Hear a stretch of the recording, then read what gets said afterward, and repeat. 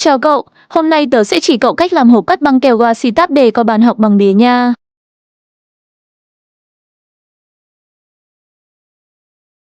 Nhớ xem hết video và nếu thấy video hay thì đừng quên ấn like với đăng ký kênh để tớ có động lực ra video mới nhé. Cảm ơn cậu nhiều ạ.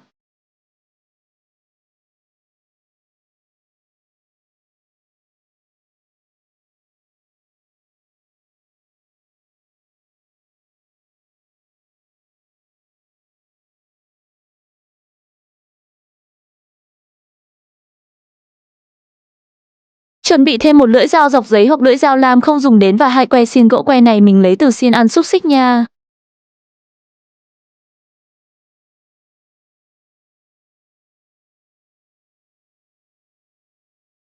Cắt bớt đi chiều dài của que xiên còn 10 cm.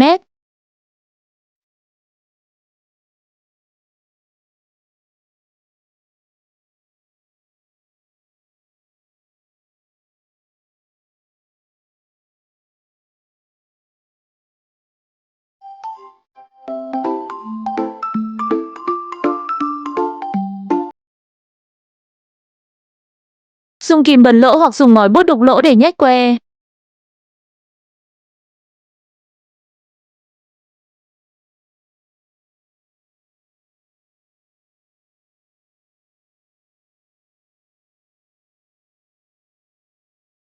Khi đục lỗ cậu nhớ căn sao cho hai mảnh bìa có hai bên lỗ bằng nhau nha.